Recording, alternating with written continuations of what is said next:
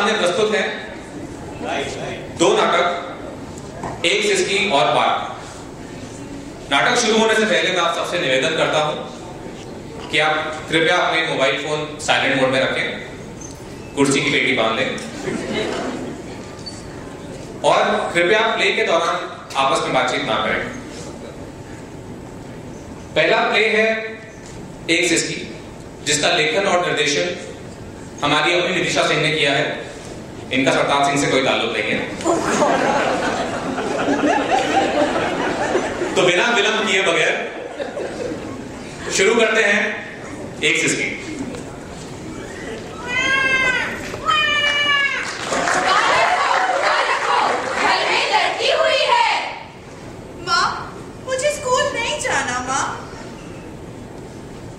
पापा, आज बोर्ड्स के रिजल्ट आए हैं और मैं कक्षा में अव्वल आई हूँ।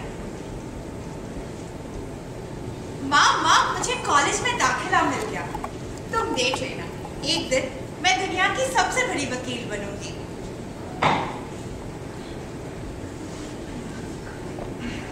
और एक दिन आएगा मेरे सपनों का राजकुमार।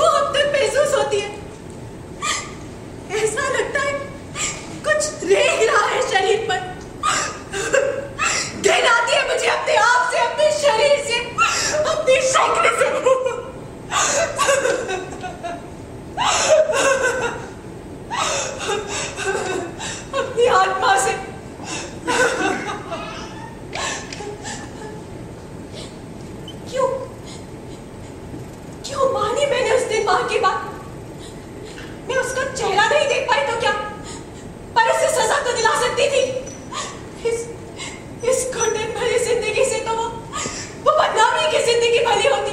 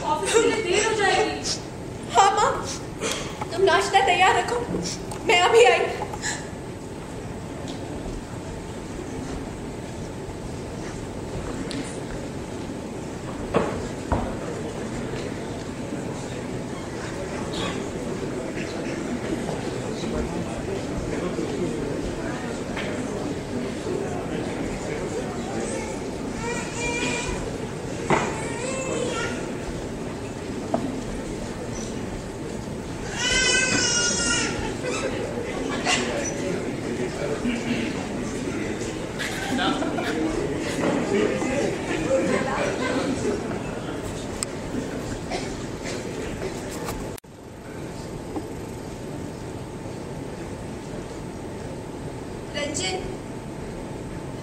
रंजन। हाँ? क्या बात है, बड़े परेशान लग रहे हो? नहीं, ऐसी कोई बात नहीं है। बस घर में सब चाहते हैं कि मैं शादी के लिए लड़कियां देखूं। तो देखो लड़कियां। तुम जानती हो हंसा, मैं इस तरह अपनी जिंदगी का इतना बड़ा फैसला नहीं कर सकता। मेरे लिए इंसान को जानना समझना बहुत जरूरी है। तो जानो समझो।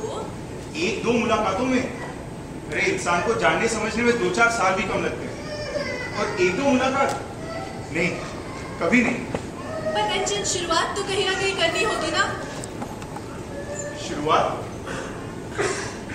शुरुआत तो कब हुई थी पता ही नहीं चला। अब तो ऐसा लगता है कि काफी दूर निकल आए हैं। रंजन, जब तुम्हें ऐसा कोई मिल ही गया है जिसे तुम समझ सकते हो, जो तुम्हें समझ सकता है, और जिसके साथ चलते चलते तुम काफी आगे निकल आए हो, तो बस और क्या चाहिए। उलझन तो बस इतनी सी है कि मैं नहीं जानता कि वो मेरे साथ चलना चाहती है या नहीं। रंजन, पूछ कर तो देखो। पूछना क्या इतना आसान होता है हंसा? रंजन, कोशिश तो करके देखो।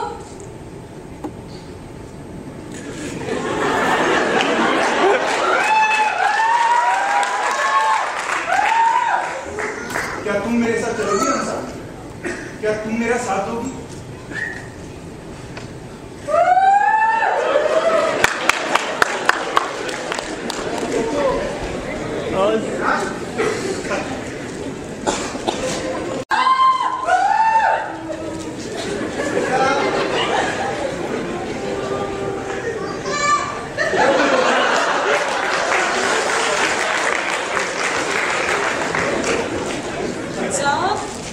खाना ढक कर रखा है, खा ले, ठंडा हो जाएगा।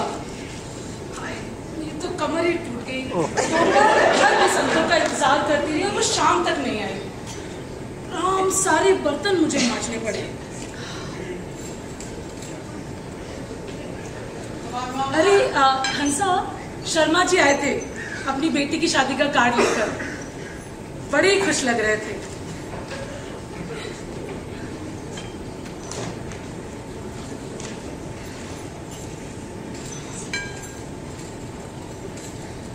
हंसा बेटा, अगर बाजार जाएगी ना तो चीनी लेती आना, घर में बिल्कुल खत्म हो गई है। चल मैं शाम के खाने की तैयारी कर।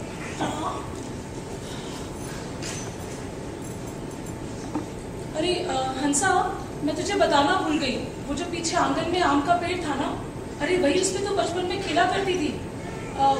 प्रतिमा ने उसे कटवा दिया बेटा। अब दीमक जो लग गई थी उसमें, भला सड़ा हुआ वृक्ष कौन अपने घर में रखता है।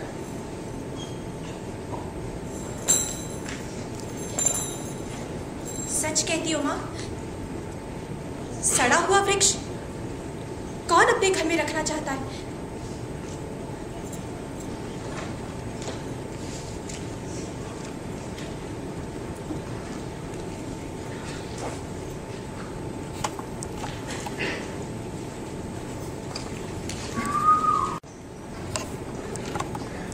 प्रिय रंजन, उस दिन जब तुमने कहा था कि तुम मेरा साथ चाहते हो, तो ऐसा लगा मानो कहीं कुछ टूटा हुआ जुड़ गया हो फिर से। तुम कहते हो कि तुम मुझे समझते हो। मैं भी मानती हूँ कि आज की तारीख में तुमसे ज्यादा मुझे कोई नहीं समझ सकता, पर तुमने जो समझा है। रंजन, वो सिर्फ और सिर्फ मेरा आज है, मेरा एक अतीत भी है। और कोई भी निर्णय लेने से पहले मैं चाहती हूँ कि तुम वो जानो। 10 जून की वो रात थी, मेरी सहेली आभा की शादी थी उस दिन। शादी से लौटते हुए काफी देर हो चुकी थी। मैं तेज कदमों से अपने घर की ओर बढ़ी जा रही थी कि अचानक बिजली चली गई। सुनसान सड़क, रात का सन्नाटा। इससे पहले कि मैं कुछ समझ पाती, मुझे किसी ने खींच दिया था अपनी ओर।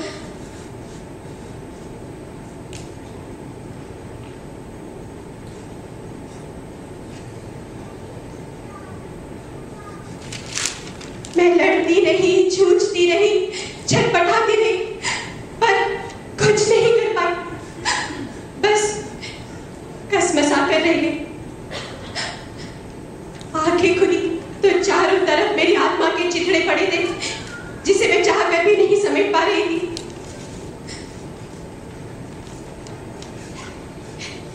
रंजन, मैं नहीं जानती कि तुम ये सब जानने के बाद भी मुझे अपनाना चाहोगे या नहीं, पर तुम्हारा जवाब चाहे जो भी हो।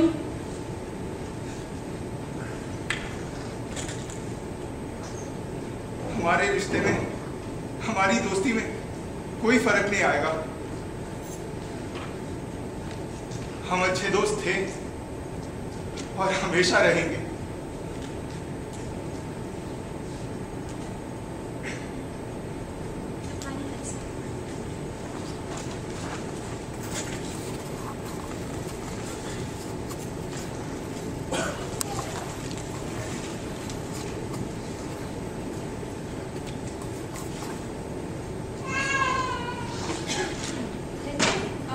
ये फाइल स्टडी कर लो, मैंने देख ली है, आज ही आई है।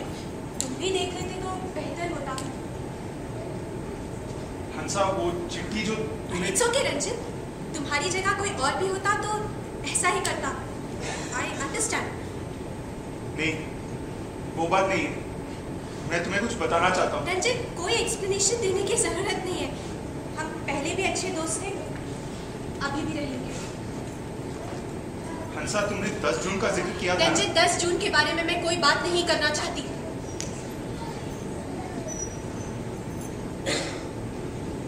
तुम जानती हो हंसा, मेरी जिंदगी में एक लड़की थी जिसे मैं बहुत प्यार करता था। हाँ, 10 जून, यही वो रात थी जब आभा की शादी थी। उसका पूरा घर रोशनी में नहाया हुआ था और मैं अंधेरी गलियों में भटक रहा था, नशे में, शराब के नशे में, बदले के नशे में, जुनून में, पागलपन में। मुझे नफरत हो गई थी आभा से, हर लड़की से। उसे कोई हक नहीं था कि वो मेरे साथ ऐसा कर सके, और अगर वो मेरे साथ ऐसा कर सकती थी तो मैं भी किसी के भी जिंदगी के साथ खेल सकता था। पता नहीं किस सुनसान अंधेरी गली में भटक रहा था मैं। उस पागलपन ने मुझे अंधा कर दिया था, और उस अंधेपन में मैंने किसी चलती लड़की को अपनी तरह खींच लिया। उस जुनून की आंधी में मैंने उसे टुकड़ा टुकड़ा बिखेर कर रोता बिलखता छोड़ आया। रंजन, तुम... हाँ, मैं तुम्हारा अपराधी हूं हंसा। मैं तुम्हारे माफी के काबिल तो नहीं, इसलिए तुम मुझे जो सजा देना चाहती हो दे सकती हो। सजा? सजा चाहिए ना तुम्हें रंजन? तुम्हारी सजा यही है कि तुम मुझे रोज अपने ऑफिस में यूं ही देखोगे, अधूरा, टूटा, बिखरा हुआ। तुम मुझसे प्यार करते हो ना रंजन, लेकिन तुम कुछ नहीं कर पाओगे, तुम कुछ नहीं कर पाओगे। नहीं हंसा, ऐसे मत कहो, मुझे सजा दो। सजा? किस बात की सजा दूं तुम्हें रंजन? किस बात की सजा दूं?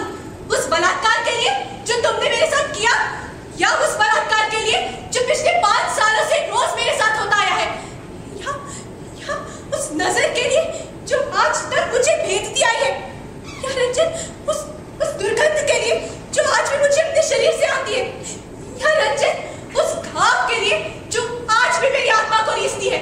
किस बात की सजा दूं रंजन तुम्हें? किस बात की सजा दूं?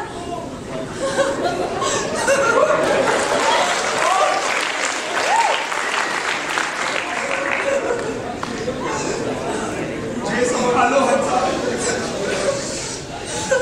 मुझे तुम्हारी जरूरत है।